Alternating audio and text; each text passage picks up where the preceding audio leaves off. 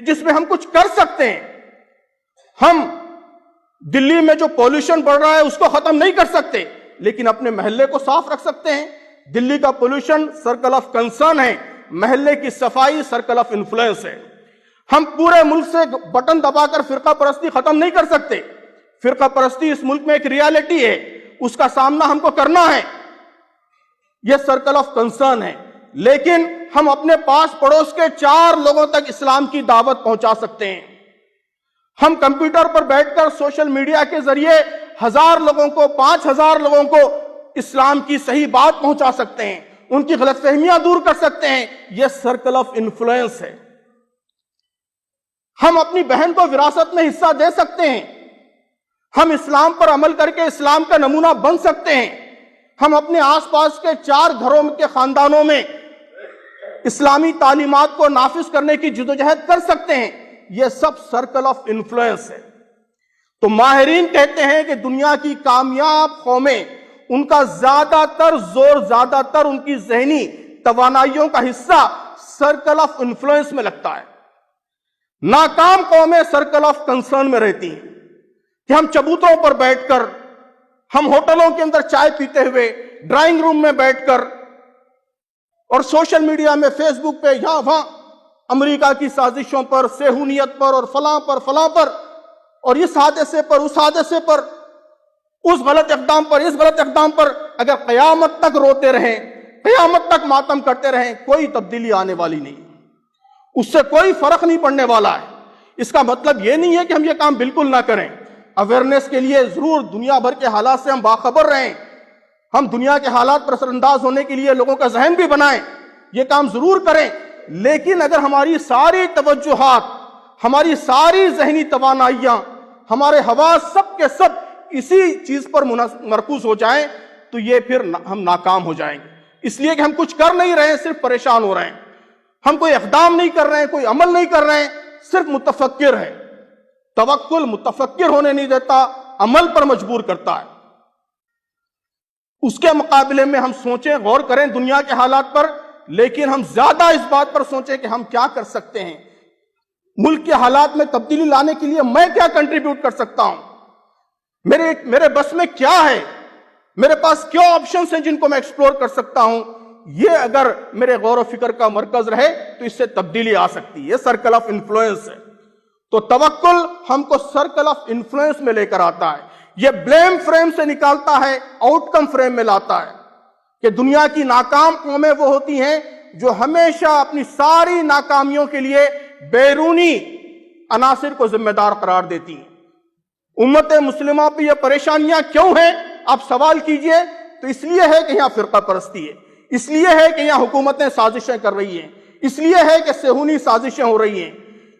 آپ کسی دانشور سے پوچھیں تو علماء اکرام ذمہ دار ہیں، علماء سے پوچھیں تو جدید دانشور ذمہ دار ہیں، بزرگوں سے پوچھیں تو نوجوانوں کی بے روی ذمہ دار ہے، نوجوان سے پوچھیں تو بزرگ ذمہ دار ہیں. یہ بلیم فریم ہے. توکل آپ کو بلیم فریم میں رہنے نہیں دیتا. دوسروں کے معاملات کا ذمہ اللہ کے حوالے، اللہ تبارک و تعالیٰ کے ذمے، میرا معاملہ میرے ذمے.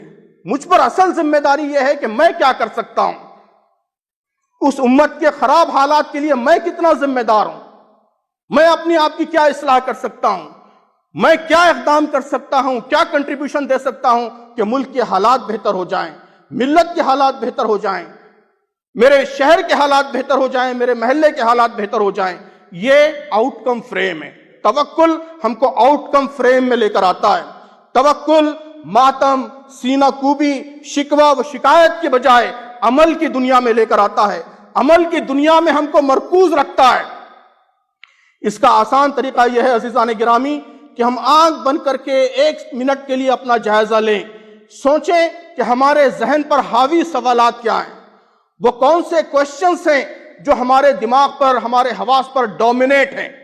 اگر ہمارے حواس پر ڈومینیٹ سوال یہ ہے کہ یہ کیا ہو گیا، یہ کیا ہو گیا، کتنا بڑا حادثہ ہو گیا، اگر یہ سوال ہمارے ذہن پر ڈومینیٹ ہے، یہ توکل کے فلسفے کے خلاف. جو ہو گیا وہ اللہ کی مرضی سے ہوا. ناکام قومیں ماضی کی پریشانیوں سے ڈپریس رہتی ہیں، ڈپریشن کا شکار ہو جاتی ہیں، یہ ناکامی کی علامت ہے. اور اگر ہمارے ذہن پر یہ سوال حاوی ہے کہ کل کیا ہوگا، NRC آ گیا تو کیا ہوگا، فلاں آ جائے گا تو کیا ہوگا، ملک کے حالات اس طرف جا رہے ہیں، میرا کیا ہوگا، میرے بچوں کا کیا ہوگا، میری فیملی کا کیا ہوگا، یہ سوال حاوی ہے، یہ بھی توکل کے خلاف ہے۔ جو ہوگا اللہ کی مرضی سے ہوگا، انشاءاللہ بہتر ہوگا۔ تو مستقبل کے حالات کے حوالے سے اینکشیس رہنا، اینگزائٹی کا شکار ہو جانا، یہ بھی توکل کے فلسفے کے خلاف ہے۔ ہمارے ذہن پر سوال کیا حاوی رہنا چاہیے؟ ہمارے ذہن پر سوال یہ حاوی رہنا چاہیے کہ مجھے کیا کرنا چاہیے۔ اس ملک کے جو کچھ حالات ہیں وہ اپنی جگہ ہیں، لیکن آپ غور کریں گے تو محسوس کریں گے کہ اس میں کرنے کے بہت سارے مواقع ہیں۔ ہم سب، ہمارے سارے نوجوان، بوڑھے بزرگ، خواتین، یہ سب اس ملک میں دعوت کا کام کر سکتے ہیں۔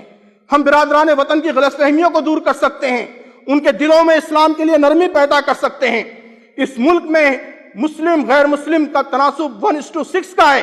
اگر ملک کے سارے مسلمان یہ قسم کھا کر اٹھیں آج بابری مسجد کے سانحے کے بعد، اگر یہ پختہ ارادہ کر لیں کہ ہم آئندہ 5 سالوں میں صرف 5 غیر مسلموں کے ذہنوں کو، ان کے دلوں کو اسلام کے لیے نرم کر دیں گے، تو عزیزان گرامی 2024 کے آتے آتے اس ملک سے فرقہ پرستی ختم ہو جائے گی۔ اتنا آسان کام ہے یہ۔